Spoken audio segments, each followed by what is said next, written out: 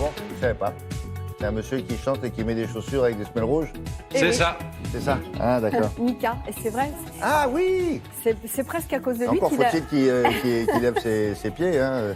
Bon, très bien. Il fête ses 25 ans, le monsieur qui fait des semelles rouges? Exactement, il fête ses 25 ans et justement, si Mika a fait appel à lui pour ses chaussures, surtout ses chaussures de scène, il s'est dit, mais si les femmes sont folles de vos chaussures et de votre semelle rouge, il y a un tel succès, moi j'espère que je vais avoir un tel succès finalement auprès de mon public. Voilà, 25 ans de création pour cet autodidacte parce qu'il a commencé très jeune à travailler, il avait 16 ans aux Folies Bergères et c'est peut-être justement les danseuses qui lui ont donné envie de nous donner des chaussures avec des cambrures assez vertigineuses. Par exemple, une chaussure comme celle-ci, là, hop là, bougez plus.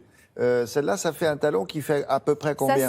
Ça, c'est un 12, voire un 14 cm, donc c'est assez haut. Mais comme vous avez un patin à l'intérieur, c'est ça l'astuce de Christian, de glisser un patin à l'intérieur de l'avant de la chaussure. Donc du coup, vous gagnez en centimètres et vous avez beaucoup moins... Un patin. moins de, une semelle un peu épaisse, c'est ça que vous voulez dire? moins de cambrure. Et pas partout, hein? Non, mais l'histoire de la semelle rouge, finalement, c'est en regardant son assistante qui était en train de se faire les ongles. Et il avait dessiné un dessin qui ne correspondait pas. Il s'est dit, mais c'est bizarre, mon dessin, ça va bien, mais le modèle qui est devant moi, ça ne va pas. Il lui a dit, passe-moi ton vernis. Il a pris le vernis rouge et c'est comme ça, finalement, que les semelles rouges sont sauf nées. que ces semelles rouges, par définition, on ne les voit pas. Encore faut-il savoir on ne les voit pas, mais en tout cas, il y a 1 million de paires qui sont vendues chaque année. Oui. Voilà, l'homme n'arrête pas. Il a lancé des parfums en septembre. Là, il vient de lancer une ligne de maquillage pour les yeux. Nous l'avons rencontré dans son fief de la rue Jean-Jacques Rousseau, en plein cœur de Paris. On le regarde et on regarde ses créations.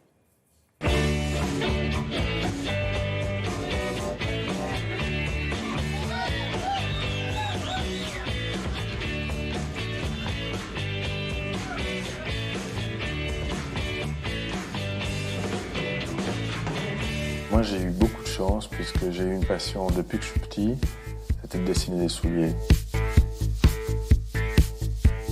J'ai commencé ma compagnie il y a un peu plus de 25 ans maintenant. J'ai travaillé pendant longtemps pour d'autres marques, mais j'avais pas vraiment pensé dessiner pour moi. J'ai commencé avec un magasin, et à part les dessins, je savais pas très bien comment ça se passait. Donc la première année a été un peu comme ça chamboulée, et puis les choses se sont mises en place assez rapidement, et voilà.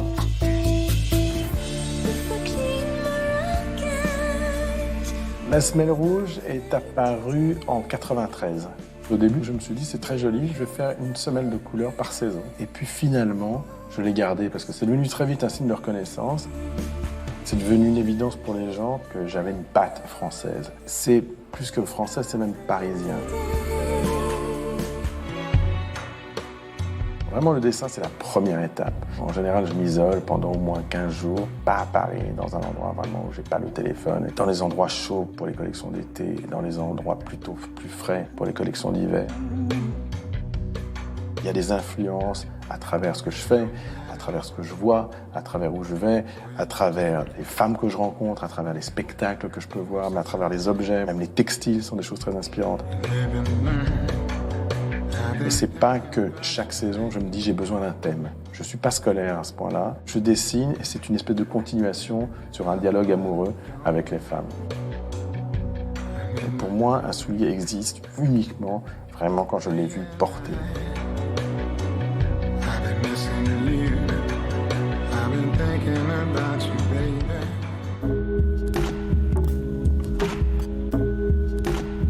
La collection commence par 400, 500 dessins dans lesquels seront réalisés à peu près 300 et la collection finit avec la moitié de ça, 150.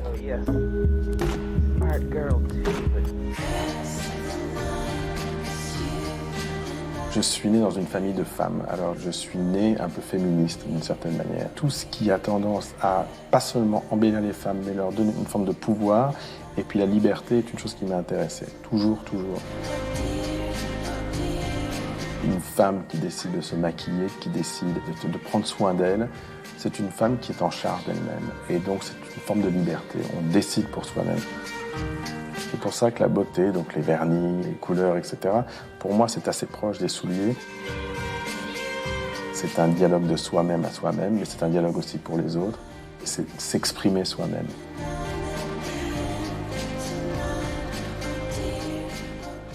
Voilà, on peut se dire aujourd'hui quelle est la star qui n'a pas eu une paire de chaussures parce qu'elles sont toutes. Je sais pas, j'aurais pensé à Madonna, mais non, c'est vrai. Elles ont toutes eu.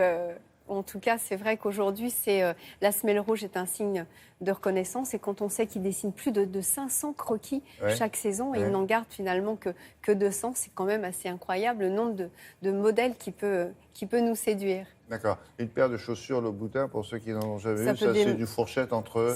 Ça démarre entre 400 et ça peut monter Ah oui, 400 € la paire de chaussures. Au minimum, très très haut. Et c'est vrai que c'est souvent le cadeau pour une jeune fille quand elle a 18 ans. Elle rêve. On achète une et puis vous l'offrir l'autre un peu plus tard. On y va doucement. Ouais, doucement. Voilà, mais en tout cas, aujourd'hui, c'est vrai que les accessoires sont primordiaux dans la garde-robe d'une femme, William. Bien sûr. Merci beaucoup.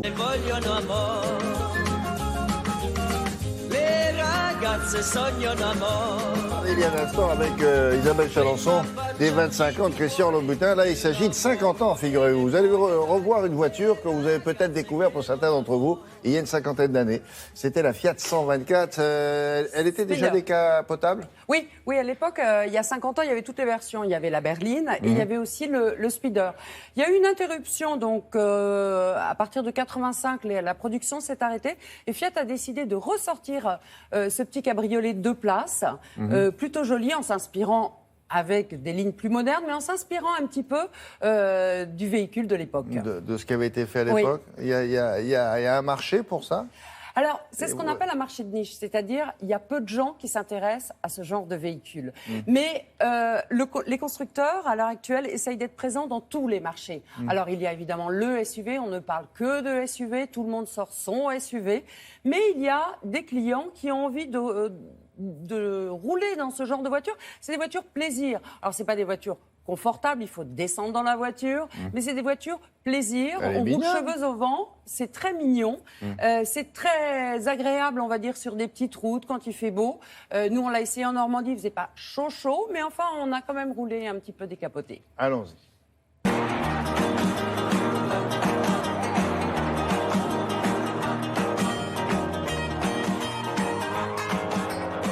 Il y a 50 ans, l'idée était venue de faire le 124 Speeder parce qu'on surfait sur les années le Dolce Vita. Déjà à l'époque, Fiat avait comme vocation d'avoir des produits populaires au sens noble du terme et puis des produits beaucoup plus émotionnels.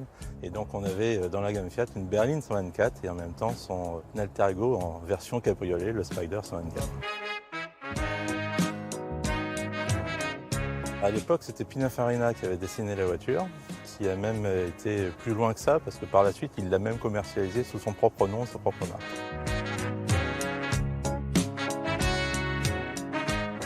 La voiture s'est vendue en Europe, elle s'est surtout vendue également aux États-Unis, où il y a eu plein d'évolutions, dont une série America, qu'on ressort d'ailleurs sur le nouveau depuis Genève, et 80% de la production a été commercialisée aux États-Unis.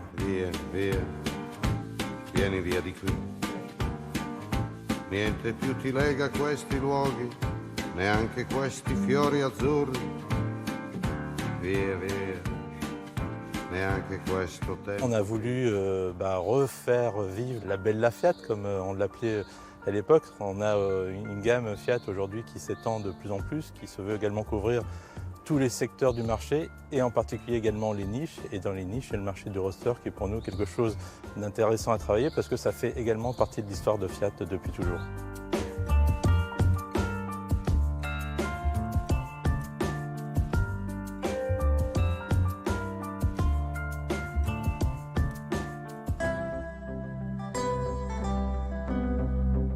À l'époque, Fiat était seul pour créer ce modèle, alors que maintenant, vous vous êtes associé avec Mazda, avec le MX-5. Pour quelle raison ?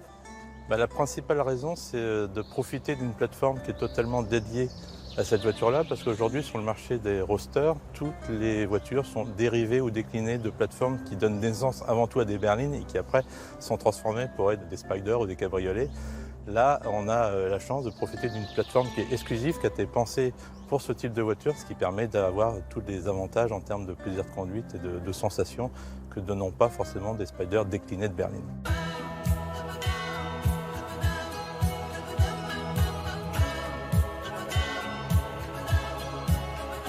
C'est très sympa.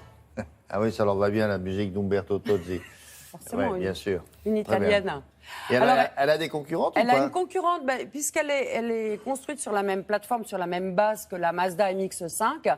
Elle a forcément cette voiture en face, on va dire. Il y a beaucoup de ressemblances, mais pas au niveau du comportement routier. Elles sont un peu différentes, donc avant de faire son choix, si jamais vous êtes intéressé par ce genre de voiture, il faut essayer les deux. D'accord. Mais Mazda et Fiat, c'est pas le même groupe. Non, c'est pas le même groupe, mais Alors, ils font des quelquefois, associations comme ils ça. font des associations. Les constructeurs font des associations quelquefois pour ce qu'on appelle une plateforme, c'est une base. Quand c'est un grand groupe comme Volkswagen par exemple, ils ont une base, donc une plateforme qui va servir à 42 modèles dans le groupe. Mais après, pour des petits modèles comme ça, c'est vrai que c'est plus rentable, ça coûte très cher. Ils peuvent faire aussi des associations pour des moteurs. On avait vu quelquefois des partenariats PSA et Mini. Pour la Mini, il y en a un qui donne le diesel, l'autre qui donne l'essence. Ça permet de D'accord. réduire les coûts. C'est intéressant de faire des partenariats Et ponctuels. chacun garde sa marque quand il la vend. Et chacun garde sa marque et chacun personnalise son modèle. C'est le cas aussi sur C1, C8, Citroën C1, Peugeot 108 et la Toyota Aygo. La base est la même, mais chacun personnalise et équipe sa voiture différemment. Par exemple, ces deux voitures sont toutes les deux fabriquées au Japon, mais elles ont une identité différente. Merci beaucoup. Place à l'actualité et de l'emploi maintenant. Et aujourd'hui, on va s'adresser à ceux qui envisagent de monter leur propre entreprise. Alors, on en encourage l'indépendance. Reste à savoir quelle est la formule, quel est le régime qu'il faut choisir.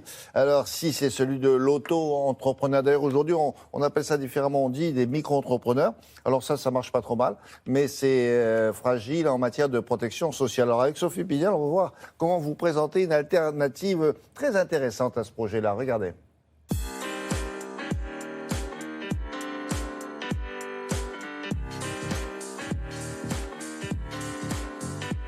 Est-ce que vous souhaitez créer une SASU, Au revoir. un statut d'auto-entrepreneur? Une SARL. La SASU, c'est une société commerciale Et l'auto-entreprise, c'est une entreprise. en nom propre. Je vous envoie un mail et puis... Dominique s'est installée à son compte. Son activité consiste à faire connaître des artistes et des artisans d'art. Ça fait 20 ans que je travaille dans le domaine de la décoration, de l'architecture intérieure et du design.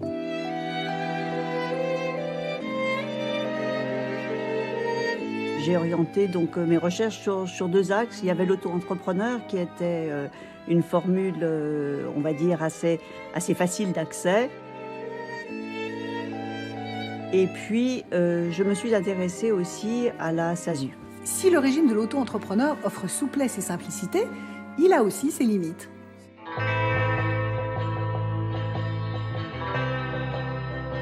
Le régime de l'auto-entrepreneur, en réalité, il est assez adapté pour tester un projet ou pour avoir une petite activité en parallèle de son travail. Donc il existe un plafond en termes de chiffre d'affaires que l'on est autorisé à faire sur une année. Également, il y a un certain nombre de contraintes. Par exemple, vous ne pouvez pas déduire vos frais professionnels, vous ne pouvez pas non plus récupérer votre TVA.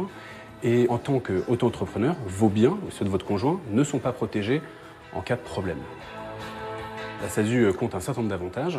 Le premier, c'est que vous pouvez déduire tous vos frais professionnels, donc vos charges. Vous pouvez également récupérer votre TVA, donc économiquement c'est très intéressant.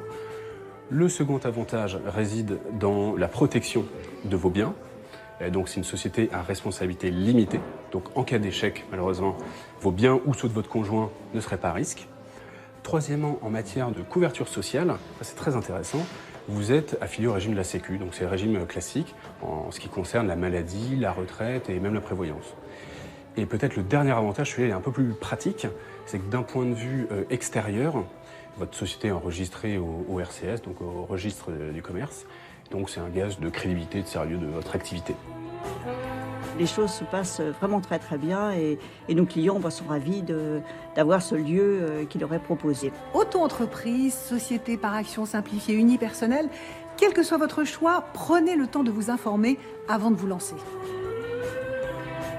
Et si vous voulez en savoir plus, vous connaissez l'adresse du site de Télématin, sans doute. Nous allons retrouver maintenant Valérie Lerouge, notre correspondant à Bruxelles. Avec Valérie, nous allons parler de ce week-end, un sommet des chefs d'État. Il était consacré au Brexit et c'était le dernier de François Hollande, figurez-vous. L'occasion, peut-être, je ne sais pas, Valérie, de faire son bilan européen. Bonjour. Bonjour William, bonjour à tous. Oui, et François Hollande en a profité pour livrer ici un important plaidoyer pour l'Europe. Ce n'est pas un hasard, évidemment, car le sujet est au cœur des discussions de cette présidentielle entre les deux tours. Et il a voulu rappeler ce que permettait l'appartenance à l'Union européenne de la France. En faisant le bilan de ces 5 années passées ici à porter la voix de la France, donc au Conseil européen, il a estimé avoir le sentiment du devoir accompli, pas de remords, quelques regrets bien sûr. Pour autant, on ne peut pas dire qu'il est casser la baraque ici. Bien sûr, il a été de tous les sommets, de toutes les grandes discussions, mais sans passion dévorante pour l'Union européenne. On va dire ça souvent un peu dans l'ombre d'Angela Merkel. C'est en tout cas le sentiment qu'il a laissé à plusieurs de nos confrères que nous avons interrogés ce week-end ici avec Guillaume Mercier et Sylvain Winans. Il voulait faire comme tout le monde, prendre le train pour aller à Bruxelles quand ses prédécesseurs prenaient l'avion. Allez, avec monsieur le contrôleur. L'image a marqué le début de son mandat, mais pour raison de sécurité, l'idée a vite été abandonnée. C'est donc en avion qu'il est venu samedi pour son dernier Conseil européen. Un sommet qui avait des allures de tournée d'adieu. Le président français a pris plus de temps qu'à l'habitude pour saluer tous ses homologues, avec un petit mot pour chacun. Il a même reçu un cadeau de départ du Premier ministre estonien, une photo encadrée un peu obscure. Et Angela Merkel lui a adressé un petit mot lors de sa conférence de presse. Il y a eu les adieux à François Hollande et nous l'avons remercié de cette coopération ensemble. En 5 ans, François Hollande n'aura eu qu'à gérer des crises à Bruxelles. Crise financière, crise grecque, crise des migrants, le Brexit. Quel est son bilan aux yeux des journalistes européens ? À l'été 2015, je pense qu'il a joué un rôle important pour que la Grèce reste dans la zone euro. Mais après ça, je pense que sur les sujets majeurs, son rôle n'était plus aussi visible. Il va me manquer car il parle doucement et avec un beau français que je comprends très bien. Mais sinon, je dois dire que François Hollande ne va pas laisser un énorme souvenir ici. Pour avoir un avis neutre, on a demandé aux Suisses. Il est capable de très bien expliciter les choses, il est précis, il peut être émotionnel, il fait des liens très rapides, on sent vraiment l'expérience politique. Donc contrairement à ce qu'on peut penser, je pense que l'image est bien meilleure ici, à l'étranger, à Bruxelles, qu'en France. François Hollande, lui, quitte le Conseil européen avec le sentiment du devoir accompli et le constat que la roue tourne. C'est vrai que c'était un moment d'émotion parce que je les connais tous, mais je regardais à la table du Conseil européen quand je suis arrivé en juin 2012, par rapport à la table que je quitte 5 ans plus tard. Il ne reste plus que 7 chefs de gouvernement sur les 28. Donc voilà, il y a aussi l'alternance qui joue partout. Son successeur, quel qu'il soit, découvrira le protocole de ces sommets le 22 juin pour le prochain Conseil européen. Alors, ce n'était pas l'objet de ce sommet, mais les chefs d'État, les autres, ont-ils évoqué la présidentielle française? Sont-ils inquiets ou pas du tout? Oui, en aparté, ils en ont parlé à François Hollande et bien sûr, ils sont très impatients de savoir qui ils auront autour de la table d'ici à 2 mois.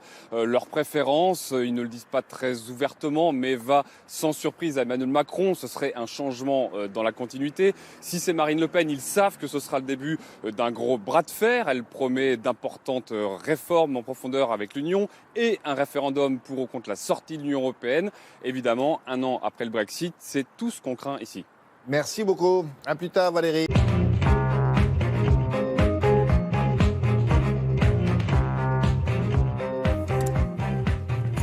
Bonjour Patrice.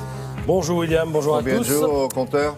J-5, 5 jours sous tension, nous annonce la Provence à la une. 5 jours, c'est même le minimum, car il y aura l'après 7 mai, après la campagne, l'autre campagne, après la présidentielle, les législatives. On n'en a pas fini avec les tensions, d'autant que tous parient sur une majorité introuvable et que du coup, tous rêvent d'investir. Matignon, hier, on en rêvait chez les Républicains.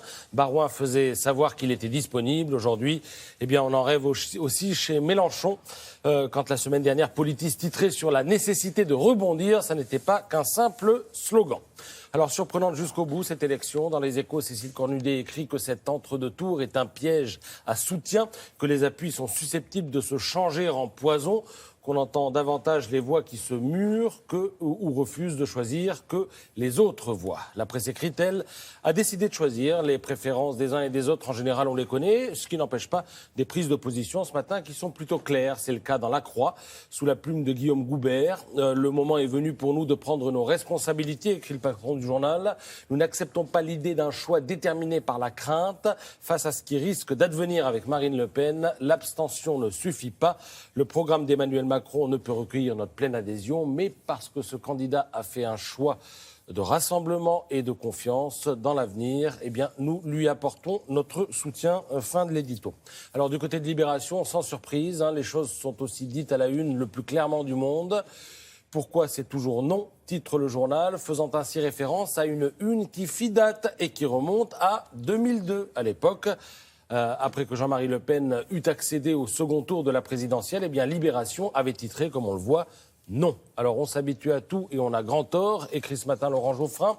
Depuis plus de 30 ans, le Front National fait partie du paysage de la France, si bien que l'indignation des débuts fait place à une sourde réprobation.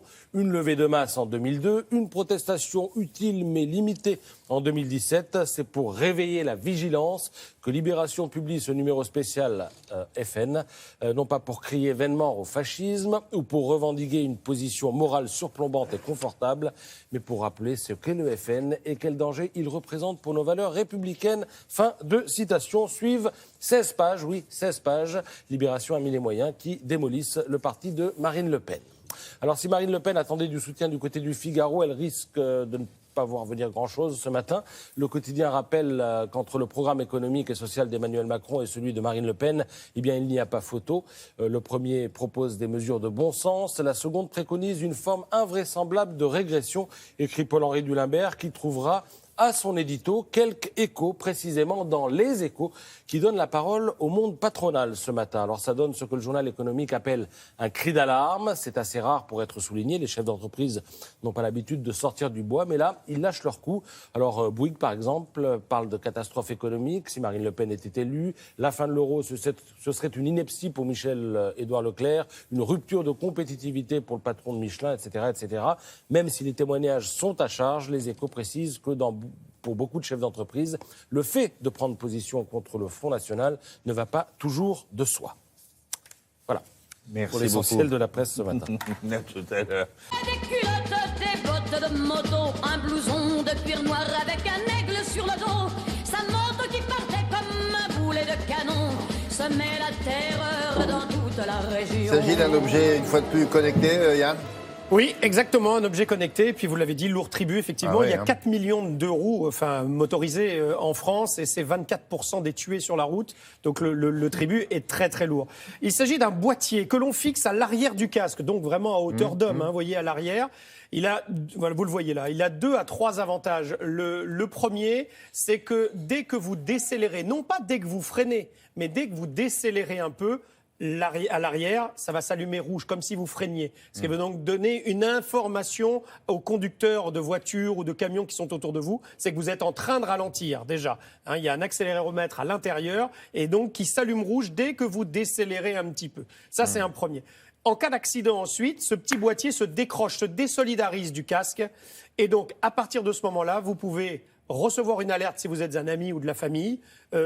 Ça peut même prévenir les secours directement. Ça peut même donner le profil médical qui est le vôtre au secours. Enfin voilà, il y a embarqué nombre d'informations intéressantes pour pouvoir vous géolocaliser immédiatement, donner des informations sur vous, sur votre personne en cas de secours extrême, si vous voulez. Et donc ça, c'est vraiment un plus pour les motards. Alors ça, ils ne se désolidarisent pas simplement. Je veux dire, il faut vraiment un choc pour que ça puisse tomber. Et là, ça se vend avec le casque ou il faut... Non, on le fixe, vous allez voir, on le fixe au casque. Donc même si on a un casque acheté il y a quelques temps... Exact, c'est assez simple. Regardez.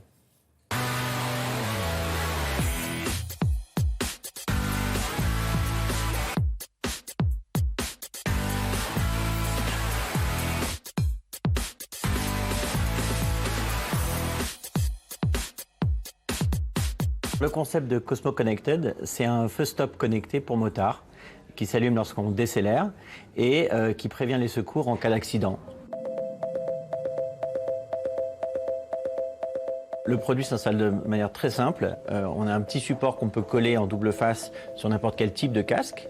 Et il est relié aussi à un aimant. Donc il est amovible en cas d'accident. Et aussi on peut le détacher pour le recharger. Et il est autonome. À l'intérieur du boîtier, il y a 24 LED. Et il y a un accéléromètre, il y a un gyroscope, il y a un connecteur Bluetooth et différents composants électroniques. Le connecteur Bluetooth permet d'être connecté au téléphone et concrètement peut être géolocalisé. En cas d'accident, déjà avant tout, le produit se détache. Il est amovible, il est attaché avec un aimant et surtout on a un gyroscope qui va pouvoir détecter l'accident, une éventuelle chute. On va vous envoyer un message sur votre application pour savoir si tout va bien, si ce n'est pas une fausse alerte. Et si jamais vous ne répondez pas au bout d'une minute, on va vous appeler 2 fois. Et si vous ne répondez pas au bout de la 2e fois, on va prévenir les secours.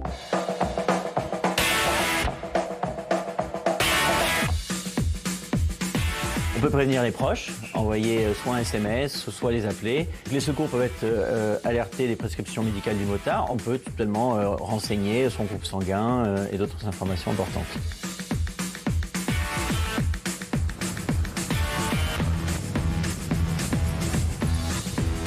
Dans un premier temps, on sort la version pour la moto, mais c'est un produit qui peut être adapté pour différents types de casques, que ce soit des casques de vélo, des casques de ski, pour toute personne qui aurait besoin d'être visible sur tout type de route.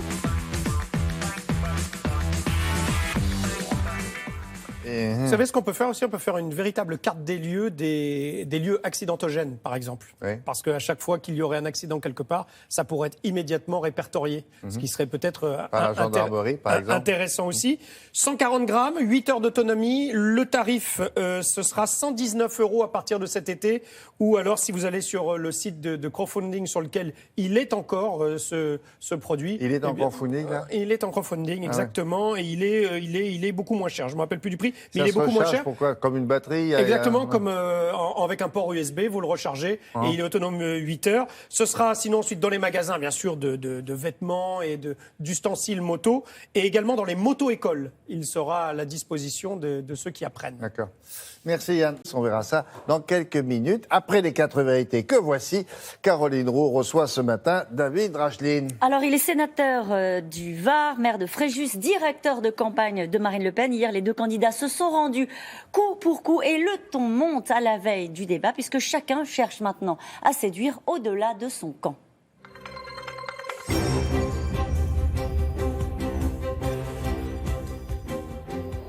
Bonjour David Racheline. Bonjour. Est-ce que Marine Le Pen manque d'inspiration cette fin de campagne?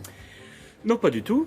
Non, parce qu'elle pioche allègrement dans un discours de 2015 de François Fillon. J'encourage les gens qui nous regardent ce matin à aller voir la comparaison entre ces 2 discours. C'est très long, c'est 4 paragraphes, mot pour mot, virgule après virgule. Est-ce qu'elle s'excuse auprès des militants qui sont venus voir Marine Le Pen hier? Il s'agit d'un petit clin d'œil. Parce que dans le discours qui était celui de François Fillon à l'époque, il y avait un certain nombre d'éléments intéressants. Et c'est vrai, à l'heure du buzz, on a constaté que ça faisait parler. Et vous voyez que vous en parlez. Et qu'est-ce qu'elle a voulu dire? Qu'il y avait vous nous dites que c'est fait exprès, une continuité historique, un certain nombre de valeurs communes dans notre pays, tandis que M. Macron a une vision qui est tout à fait différente, lui, qui considère qu'il s'agit en France d'une population, d'un territoire qui n'est pas incarné, qui n'est pas véritablement composé d'une histoire. Et je crois que c'est ça qu'elle a voulu dire, et c'est en effet un sujet extrêmement important. J'ai peur de ne pas vous suivre. Vous nous expliquez ce matin que c'est fait exprès, que Marine Le Pen, adversaire de François Fillon, aujourd'hui reprend ces mots pour parler de la France. Sincèrement, les gens qui vous regardent ce matin ont sans doute du mal à suivre là où vous voulez en venir. Mais moi je pense encore une fois que c'était un beau passage, au contraire. Et puisqu'on parle de plagiat, le véritable plagiat, en réalité, c'est Emmanuel Macron qui passe son temps à plagier François Hollande. Est-ce que Marine Le Pen sait parler de la France avec ces mots? C'est la question qu'on peut se poser. Il est son héritier. Il est le candidat aujourd'hui de la finance. Et M. Macron ne propose pas autre chose que la continuité. D'ailleurs, Ségolène Royal était au premier rang de ses invités hier. Je suppose que nous allons en reparler.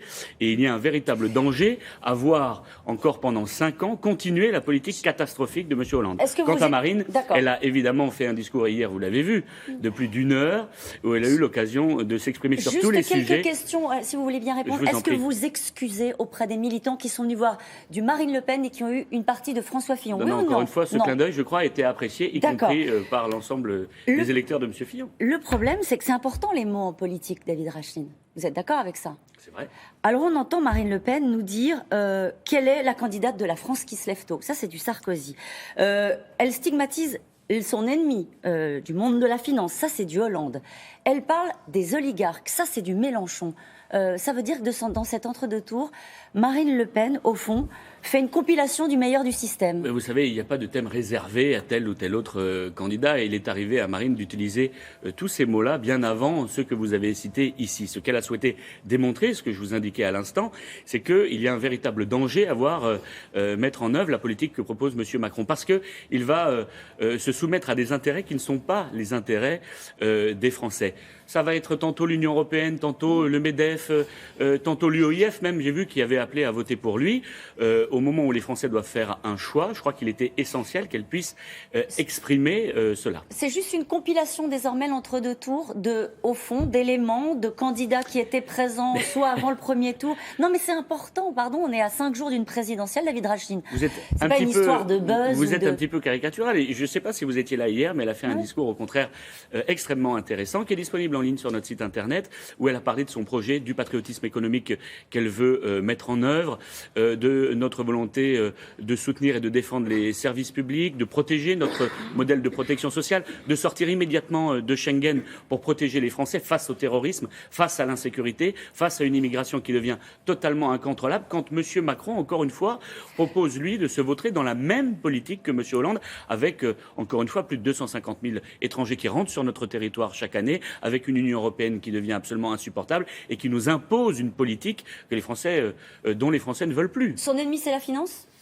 C'est quoi la finance? Dans la voix de Marine Le Pen, avec les mots de François Hollande, c'est quoi la finance? Ce sont les chefs d'entreprise, ce sont les multinationales, c'est qui la finance? Mais oui, effectivement, ce sont toutes ces puissances qui réclament une politique qui est contraire aux intérêts des Français. Et Marine l'a dit hier d'ailleurs. Elle a dit cette année, le candidat de la finance, il a un nom, il a un visage, il a un candidat, et c'est précisément Emmanuel Macron. Parce que lui veut faire bénéficier de sa politique les grandes entreprises sur lesquelles qu'il va continuer à soutenir, comme l'a fait M. Hollande, quand nous souhaitons défendre nos petites et moyennes entreprises, quand nous souhaitons faire bénéficier les entreprises françaises de la commande publique, quand nous souhaitons faire en sorte que la concurrence soit loyale et non pas déloyale comme elle l'est aujourd'hui à cause d'un libre-échange débridé que M. Macron, encore une fois, veut accélérer. Vous avez lu les Échos ce matin? Est-ce que vous avez eu le temps? Parce qu'il y a dans les Échos des grands patrons de grands groupes français, alors je ne sais pas si vous les mettez dans la catégorie la finance, qui expliquent en quoi le projet de Marine Le Pen est dangereux à leurs yeux. Alors c'est rare des grands patrons qui prennent la parole, alors ils expliquent que ce serait une rupture de compétitivité. Certains annoncent qu'ils partiront, qu'ils mettront la clé sous la porte. Vous leur dites quoi cela? Bon vent?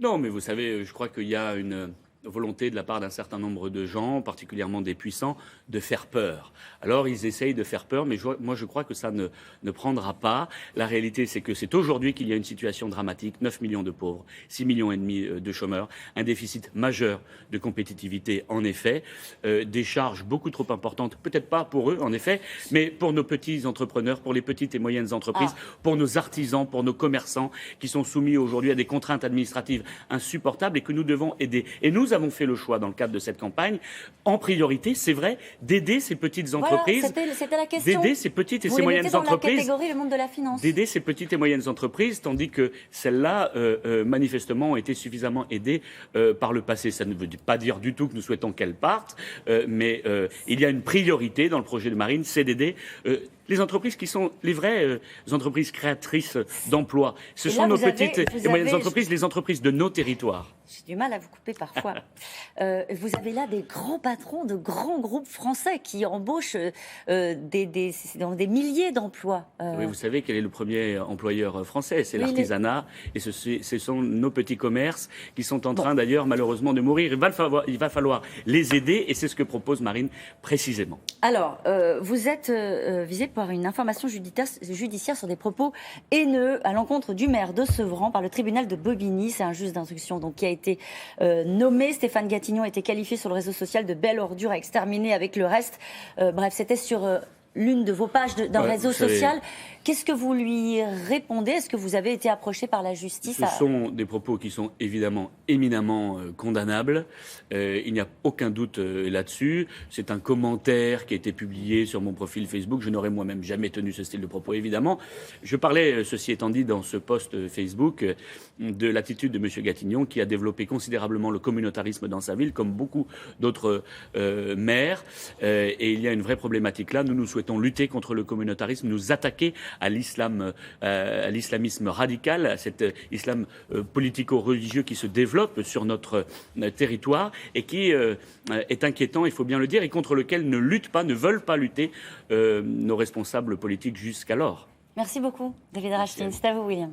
Merci beaucoup.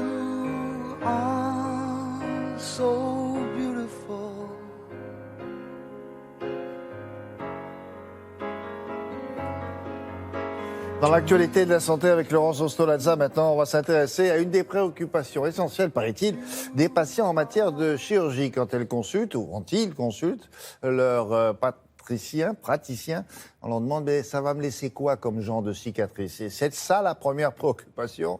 C'est le premier obstacle, en fait, à la prise de décision avant une chirurgie, qu'elle soit réparatrice ou esthétique. Pourquoi? Parce que malgré le geste très sûr des chirurgiens, on ne peut pas prévoir le résultat d'une cicatrice. Ça reste imprévisible et aléatoire. Pourquoi? Parce que, on est tous différents par rapport à la cicatrisation en fonction de la peau, du sang, etc. Alors à l'heure actuelle, il n'existe pas de solution satisfaisante vraiment pour agir lorsque la cicatrice est déjà là. Alors il y a 3 choses.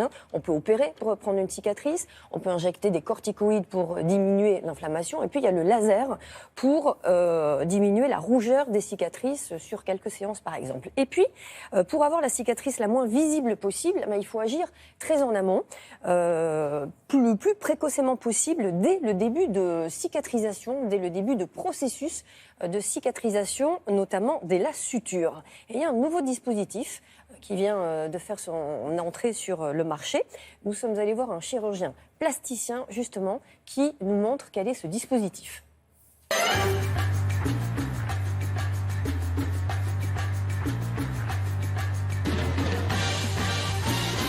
Pour la première fois, les chirurgiens esthétiques auront à leur disposition un laser portatif pour optimiser le résultat cicatriciel pour toutes les chirurgies esthétiques. L'intérêt de ce laser, c'est sa facilité d'utilisation. Pour un laser, il est miniaturisé, c'est très maniable pour le chirurgien. Donc on va installer une petite bandelette qui est un système très sécurisé pour le laser. Dans ces bandelettes, il y a des cartes à puce qui automatiseront le balayage et permettront de délivrer la bonne énergie au bon endroit. Donc on installe le laser sur les bandelettes magnétiques qui servent à bien emplacer l'endroit de l'énergie laser. Attention, c'est parti. Le tir dure environ 12 secondes à peu près. Voilà, et on va donc réaliser un balayage précis sur la zone cicatricielle. C'est parti. Ce laser va envoyer une énergie sous la peau qui va stimuler ce qu'on appelle des protéines de choc thermique, et ces protéines vont diminuer l'inflammation.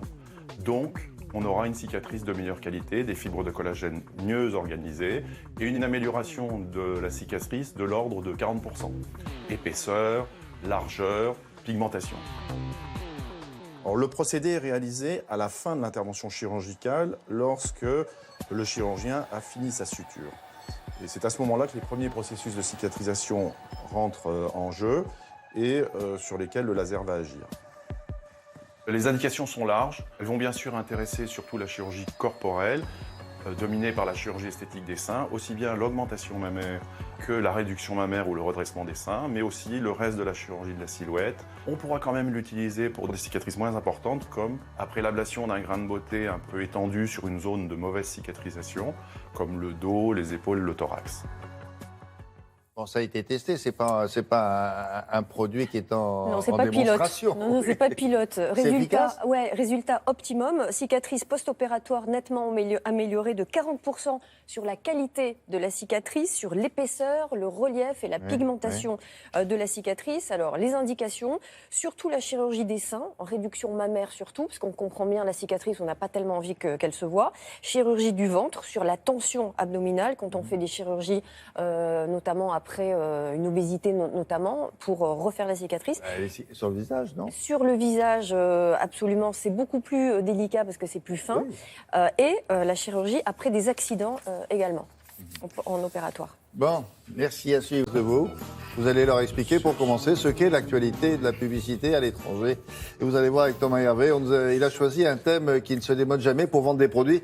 Effectivement, il faut utiliser toutes sortes de ressorts. Et par exemple, pourquoi pas l'amour pour vendre quoi ? Ça, c'est l'autre problème. Et on commence par qui et vendre quoi ? Et alors, attention, c'est l'amour, mais du pays qui vient du froid. Parce qu'on a choisi de faire une spéciale Danemark-Finlande. C'est vrai qu'on ne va pas souvent voir ces pays, parce qu'on pense toujours que la créativité se situe du côté des anglo-saxons. Ce qui n'est pas faux. Ce qui n'est pas faux. Mais bon, vous allez voir, finalement, en fait, ils n'ont rien à envier aux autres. Et puis surtout, pourquoi l'amour ? Parce qu'en ce moment, on s'est dit, en ce climat préélectoral, la situation est tendue, donc on va parler un petit peu d'amour. Alors, l'amour, ça sert à vendre toutes sortes de choses. Oui. Alors justement, le jeu, là, ça va être de deviner quoi. Parce que vous allez voir, on vous embarque dans une histoire. C'est presque un mini court-métrage qui va vous raconter une histoire. Mais une histoire pourquoi ? À propos de durée, ces publicités, la moyenne, c'est quoi ? 45 secondes ? Alors maintenant, avec l'apparition d'Internet, c'est terminé le format. Avant, vous aviez 15, 30, 45...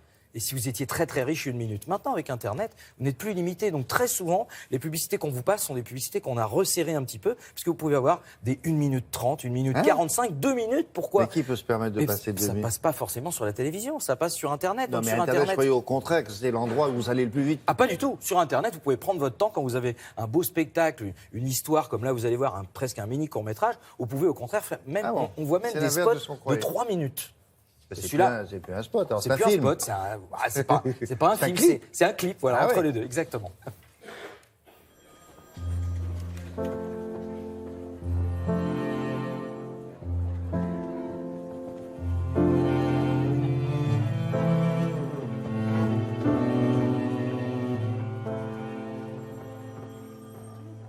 No one ever played such a simple piece before.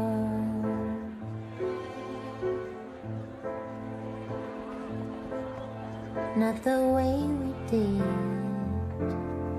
not this slow and not this quiet.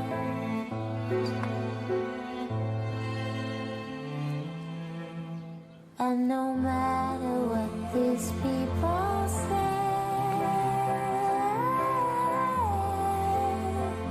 it stays in the heart.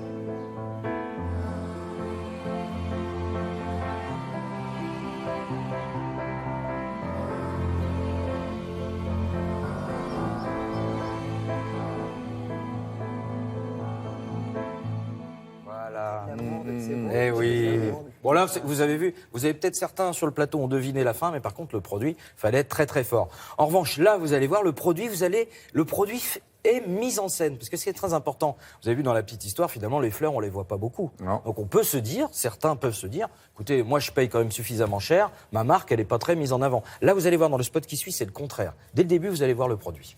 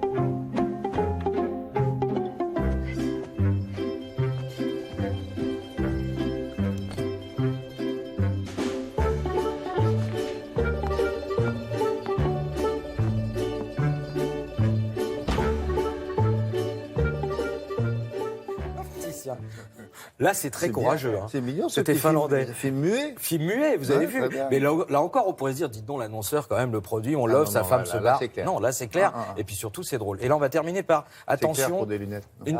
Oui, oh là là, gros niveau, attention. Et vous allez voir, on termine avec Roméo et Juliette, mais à notre sauce maintenant. Vous allez voir. Ah non, pas du tout, c'est pour un autre. Les lunettes capulées. Les lunettes capulées, ce serait pas mal. Ou Montaigu. Parce que bah, vous allez voir, attention, dans cette histoire de Roméo et Juliette, il y a toujours un camp dans lequel il faut. Oui.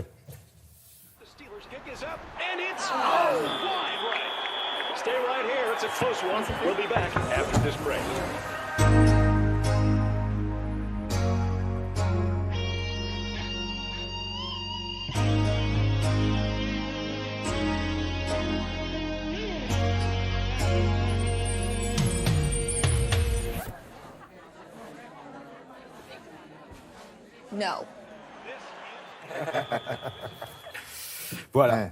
Et oui, comme quoi, il faut faire bien pas attention pensé à au son... déodorant, moi. Non, effectivement. Mais gros succès là-bas.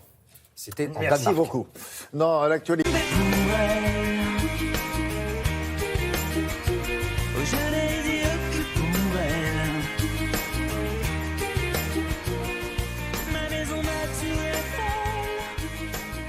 C'est vrai, comment est-ce que l'on crée une station balnéaire? En se disant, tiens, allez hop là, elle est au bord de la mer, il y a un palmier, il y a du sable, allez, banco. Bon, ça s'est pas passé comme ça, mais c'était, bah oui, c'était au mois de mai, le 2 mai. Hein. Oui, très exactement aujourd'hui. Oui. Le 2 mai combien? Eh ben 1800, voilà. 57. Voilà, merci. Je vous en prie. Vous êtes là. 1857, c'est une décision de l'empereur Napoléon III qui vient de signer un papier qui crée la ville d'Arcachon. Il crée la ville. C'est comme ça à l'époque. C'est-à-dire que là, il y a eu une pression. En fait, c'est un lieu qui existait déjà. Hein. Oui. C'était un quartier de la Teste de Bûche. Donc déjà, il y avait des constructions. Bon. Et puis il y a le train qui arrive. Vous savez, les frères Pereire, Isaac et Jacob Pereire. Et alors alors eux, ils ont acheté d'abord des terrains et puis ils ont fait venir le train. Et puis à partir du moment où le train était là, tant qu'à faire, autant faire venir des gens. Si les gens viennent, autant faire construire. Si on construit, autant les garder toute l'année. Les deux frères Pereire, comme le boulevard, avaient des relations. Oui, sont des banquiers, sont des hommes d'affaires, ils ont sont été des hommes voir qui investissent. Napoléon III, et lui. Oui. Un ami à lui, en lui disant, ça serait bien que... Oui, et alors, on décrète... ça serait bien de construire une ville là? Alors surtout, on décrète l'arrivée du chemin de fer. Ah. Voilà comment ça va commencer. Ils sont tous les deux natifs de Bordeaux. On n'est pas très loin, hein, puisque leur grand-père avait quitté le Portugal pour venir... Pereira, il s'appelait Pereira. Et ils se sont installés à Bordeaux. Il est devenu d'ailleurs un des ministres de Louis XV quand même, hein, leur grand-père. Et puis, eux ont fait des affaires, ça aidé par le baron de Rothschild. Donc voilà, on est déjà dans un monde de finance, d'affaires. Et puis, comme le chemin de fer va exploser de cette seconde moitié du 19e siècle, eh bien, le chemin de fer arrive jusqu'à Arcachon. Et là, on s'aperçoit que sur ce lieu, très précisément, l'air y est favorable pour les curistes. Alors, non seulement on est au bord de la mer, mais il y a une ambiance avec les pins qui sont tout autour, ce qui fait que ça va jouer sur la construction de la ville. La ville, les rues sont extrêmement sinueuses pour couper le vent. C'est-à-dire le vent qui vient de la mer ne va pas s'engouffrer dans toutes les rues et ne va pas venir vous suffoquer si vous êtes en train de vous promener et de guérir de maux, notamment la pneumonie qui faisait beaucoup de ravages. Bon, il suit le... il suit pas, mais il est cassé par le rythme. Je vous propose des images qui vont nous emmener un petit peu dans le temps, évidemment. Tout cela va être construit grâce aux frères Pereire. Ils vont y bâtir 4... Elle va être divisée en... Ça, c'est Napoléon III. Ils vont être divisés en 4 parties. Il va y avoir la ville d'été, la ville qui était donc... a priori celle qui allait plaire au plus grand nombre, mais les deux frères Pereire que l'on voit là, ils sont malins, ils se sont dit l'été ça va fonctionner parce que évidemment avec le renouveau des jeux de plage et des créations de bord de mer, mais en plus ils vont créer une ville d'hiver parce qu'en disant si on fait venir les curistes, il va falloir qu'ils viennent toute l'année. Pourquoi ? Parce qu'ils vont utiliser leur train toute l'année. C'est pour ça qu'ils vont créer la ville d'été, la ville d'hiver, la ville d'automne, la ville de printemps. Donc cette ville est cassée. Alors là on voit les fameuses petites barques à fond plat, ce qu'on appelle les pinasses, et qui permettent d'aller dans ce bassin d'Arcachon pour aller aux réserves des ostréiculteurs, mais on peut aller aussi jusqu'à l'île des Oiseaux, dans ce bassin d'Arcachon merveilleux. Et puis ces cabanes chanquées, vous savez, ces deux cabanes qui sont en bois, qui sont comme sur pilotis, mais on a l'impression qu'elles sont sur des échasses. Alors voilà, tout ça sont les trésors et les richesses de ce bassin d'Arcachon. Né voilà, en 1800, ce qui est incroyable, c'est que ça va exploser très rapidement. Quand on sait que l'empereur va y venir en 1863, et puis que l'impératrice aussi adore cette côte. Enfin, quand on pense à Biarritz, et regardez, ils imaginent des pistes. Alors, c'est pas du tout sur de l'herbe, mais c'est sur des épines de pin. Oui, absolument, qui sont extrêmement glissantes, tout à fait. Et alors, du coup, il y a même du saut. Alors, il y a avec bâton ou sans bâton, vous allez voir, mais on se croirait presque aux Jeux Olympiques d'été, mais avec du ski, ce qui est assez surprenant. Très bonne idée. Donc, cette ville, évidemment, d'Arcachon, aujourd'hui, c'est un temple pour les estivants. C'est vrai qu'il y a énormément de monde l'été, et puis alors, il faut découvrir, au cours de ces rues sinueuses, il faut découvrir toutes ces villas qui ont été construites au fil du temps. Donc, tout ça est à découvrir. Alors, il y a Gujan-Mestras, vous savez, qui est aussi pas très loin. Il y a la dune du Pilat, cette plus grande et énorme plage, mais elle est vraiment, j'appelle ça une plage, mais c'est une montagne de sable qui se trouve justement pas loin d'Arcachon. Alors voilà, c'est aux frères Pereire que l'on doit cela, et surtout à l'arrivée du chemin de fer qui va et ça s'est passé exploser. Officiellement. Oui, le 2 mai. Le 2 mai 1800. Merci beaucoup. 57. 57. Oui. Merci beaucoup. Allez, au revoir. Je vous en prie. Merci à suivre. À propos de santé, il y a une étude qui vient de paraître à propos de la consommation de soda. Et alors, oui, Laura? 2 études, William, concordent. Elles sont américaines. Elles ont été faites à l'université de Boston sur plus de 4000 Américains. Et la conclusion, c'est que plus vous consommez de soda, mais c'est 2 verres par jour de soda, plus la zone de l'hippocampe rétrécit et non seulement entraîne plus d'AVC, mais augmente les risques d'avoir la maladie d'Alzheimer. 2 verres ou 2 bouteilles? 2 verres, ce qui n'est pas grand. 2 canettes? Deux verres, pas verres. 2 canettes à la limite, une canette. Et l'étude spécifie bien qu'il ne s'agit pas uniquement du sucre. C'est pas parce que vous avez consommé du sucre, c'est même les édulcorants qui sont les plus nocifs. Donc on mettra toute l'étude sur nos réseaux sociaux. À mon avis, on va tous être à l'eau. Ça fait mal peut-être, je sais pas, faut voir. Honnêtement, ça fait peur. Ou alors à l'eau, il y en a qui vont décider une autre boisson, par exemple. Voilà, mais nous n'avons pas le droit de parler. C'est l'étude qui me l'a dit, bien sûr. Merci beaucoup. À tout à l'heure.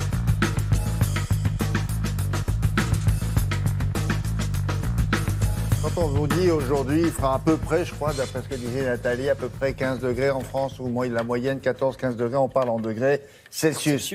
Et pourtant, pendant des siècles, ça n'a pas été comme ça. Et l'histoire de la mesure des températures, ben voilà, c'est ce qu'on va vous expliquer ce matin. Allons-y. Il y a des thermomètres ou des pseudo-thermomètres depuis l'Antiquité, parce qu'on a remarqué que si on met de l'air dans une chambre à air, ça se dilate quand il fait chaud. Mais on n'a pas l'idée de mesurer, il n'y a pas de chiffres, c'est très très vague.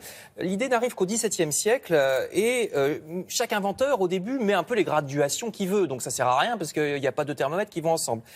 1720, arrive enfin un certain monsieur Fahrenheit. Il habite à Danzig, qui à l'époque est une ville polonaise, qu'on voit sur ces images. Il est apprenti chez un commerçant, il fabrique des thermomètres, mais pour joli, ouais, c'est joli à l'époque. Ouais. Mais pour les vendre, ces thermomètres, il se dit, il faudrait une échelle que tout le monde ait, pareil, la même dans le monde entier. Donc le voici, monsieur Daniel Gabriel Fahrenheit. Alors il crée une échelle, il l'invente complètement, comme température 0, il se dit je vais prendre dans ma ville de Danzig le moment le plus froid de l'hiver. Ouais. C'est pour ça que le 0 Fahrenheit, c'est moins 18 de nos degrés à nous, c'est le moment le plus froid de l'hiver à Danzig. Et donc il crée son thermomètre, et pour le 100, il se dit qu'est-ce que je vais bien pouvoir faire pour la graduation 100. Il sort dans la rue, il voit un cheval, hop, il prend la température du cheval, et ça sera 100 Fahrenheit. Qu'est-ce qu'il y a? Il prend le thermomètre et met... voilà, comme ça. Et c'est pour ça que c'est dangereux, M. Fahrenheit. C'est pour ça que le 100 Fahrenheit, c'est environ 38 de nos degrés à nous. Il va se prendre une petite ruelle dans la tronche. C'est la température d'un cheval. Le 100 Fahrenheit, c'est environ 38 de nos degrés. Voilà comment arrive la première échelle un peu normalisée. Alors. Les Anglais l'adoptent. Et ça marche assez bien au début. Mais arrive la Révolution française. La Révolution française, les révolutionnaires, notamment monsieur de Talleyrand que voici, décident de normaliser les poids et les mesures. Donc c'est la création du kilo, du kilomètre, des échelles universelles qu'on trouve partout dans le monde. Talleyrand qui travaille aussi avec monsieur Condorcet que voici, qui est un scientifique et homme politique aussi de l'époque. Et les révolutionnaires se disent Fahrenheit, c'est quand même pas très sérieux. Qu'est-ce que c'est que cette histoire de cheval et d'hiver à Danzig? Il faudrait créer quelque chose qui soit un peu plus universel, un peu plus scientifique. Et donc ils vont discuter, les révolutionnaires, et ils vont reprendre l'idée d'un monsieur suédois que voici, qui s'appelle monsieur Celsius, qui est mort un petit peu avant. Et Celsius, lui, il s'est dit, on va se baser sur l'eau, parce que l'eau, c'est universel. Il y en a partout dans le monde, l'eau. Donc Celsius dit, l'eau qui gèle, ça sera 0 degré, et l'eau qui bout, ça sera 100 degrés. Voilà, il n'y a plus de cheval, là. Et ça marche. Il n'y a plus de cheval, il n'y a plus d'hiver à Danzig, à Marseille ou à Stockholm, ou je ne sais quoi. J'aimais bien le cheval qui avait la fièvre. Voilà, ça marche. Non, c'est 38, c'est normal pour un cheval. Avec le thermomètre. Et donc Celsius, c'est la fameuse échelle qu'on utilise encore aujourd'hui, avec 0 pour l'eau qui gèle, 100 pour l'eau qui bout. Il était suédois, lui. Il était suédois, Celsius, exactement, mais c'est la Révolution française qui propage son idée. C'est pour ça d'ailleurs que les Américains et les Anglais qui nous détestent n'ont pas pris l'échelle Celsius au départ. Ils s'y mettent, les Anglais commencent à s'y mettre, les Américains un peu moins. Je termine avec une autre idée, le zéro absolu. Qu'est-ce que ça veut dire, le zéro absolu en température ? C'est quand le cheval n'est pas mangé suffisamment, alors... Pas du tout, pas du tout. C'est dans l'espace. Remarquez, il y a des constellations qui s'appellent Pégase. Dans l'espace, le zéro absolu, quand il n'y a plus rien, quand on est loin de toutes les étoiles, de tous les soleils, il n'y a aucune source de chaleur, la température descend à moins 273,15. C'est ça, le zéro absolu. On ne peut pas descendre en dessous. Quand il y a 0 source de chaleur, on est à moins 273 et quelques degrés. C'est le zéro absolu. Vous pouvez mettre tous les appareils de réfrigération que vous voulez. On ne peut pas descendre en dessous. Voilà le principe du zéro absolu. Ils font ce qu'ils veulent, là où ils sont. Oui, voilà. Non, mais il n'y a pas de problème. Il n'y a pas de chevaux, là. On ne peut pas prendre la température. C'est une mesure physique. S'il n'y a aucun soleil, aucune source de chaleur, on est à moins 273. Je termine. Celsius, quand même, il avait une idée bizarre au départ. Il s'était dit 100 degrés, ça sera l'eau qui gèle, et 0, ça sera l'eau qui bout. Et c'est qu'après sa mort qu'on s'est dit, c'est quand même pas très logique. Et on a inversé pour arriver à la situation d'aujourd'hui avec 0 en bas et 100 en haut. Parce que lui, il avait mis le 0 en haut. Il fait ce qu'il veut, Celsius. Merci beaucoup, Frédéric.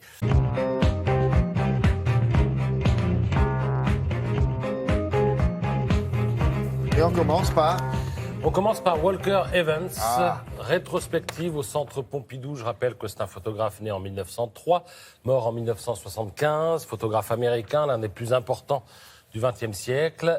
L'Humanité nous en dit ce matin qu'il décelait le génie du peuple dans le spectacle de la rue. Il a laissé des icônes qui dépassent le document.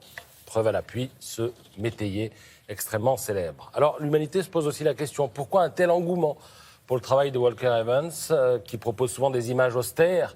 Alors, c'est une très bonne question. La réponse n'est pas très claire dans l'Humanité, mais voici quand même quelques éléments de réponse qui sont d'ailleurs pas très encourageants pour l'époque. Les images de Walker Evans, on le voit, sont parfois un peu dépressives. Il traque la Grande Dépression. Mais oui, il traque les regards perdus, les carcasses de voitures, les maisons décrépies. Et d'ailleurs, en 1931, justement après la crise de 29 à laquelle vous faisiez allusion, il parle d'un monde sur le point de s'effondrer. Donc il photographie des mineurs, des mendiants, des dockers, des gens qui parlent avec les yeux, disait-il. Et ce monde-là, peut-être, est-ce le monde, fait-il écho ce monde-là, dans les têtes contemporaines, a-t-il un écho dans les têtes contemporaines ? Ceci pourrait expliquer un succès qui n'augure du coup rien de bon pour l'époque et l'avenir proche. En attendant, votre avenir proche, c'est d'aller au centre Georges Pompidou et d'aller voir cette exposition. Voilà, maintenant que j'ai bien cassé l'ambiance, on va parler d'autres photos beaucoup plus gaies. Grâce à Chasseurs d'images qui propose, je continue ma série des photos. C'est que les photos ce matin. Comment ? Non, je fais pas que ça, mais quasi. Vous avez des photos de l'année qui sont en ce moment publiées par Chasseurs d'images. Alors dans la catégorie spectacle, voici la photo gagnante. Elle est signée Jean-François Guillon. Elle a été prise lors d'un concert en Normandie. Photos d'amateurs ou de professionnels ? Non, ce sont toutes des photos de professionnels. Et les prix sont décernés par le magazine Profession Photographe et Chasseurs d'images s'en fait l'écho. Alors dans la catégorie culinaire, voici la photo de Dominique Drouet. Et le chef qui a fait cette composition, et c'est Christian Gingron. Dans la catégorie paysage, une photo de Nicolas Auriard de Mer.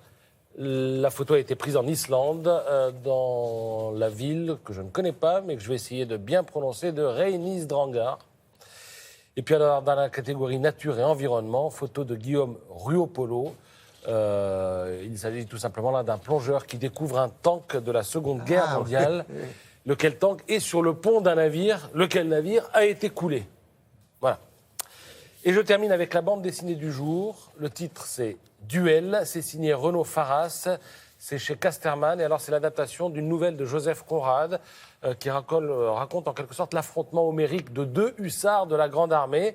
Évidemment, à travers leur personnalité, on explore la complexité des comportements humains parce que vous avez un héros qui est tout dans la retenue, qui est distant, qui est maladroit, y compris et surtout d'ailleurs avec les femmes et sa fiancée. Et puis l'autre qui est impétueux, qui aime les femmes, qui plaît aux femmes. Bref, ce sont 2 caractères, 2 profils et surtout le dessin. Le dessin est incroyablement fouillé. Voilà, ça s'intitule Duel. C'est signé Renaud Faras et c'est chez Casterman. Il y avait un film comme ça, Les Duettistes. Les Duettistes. Ouais. Oui.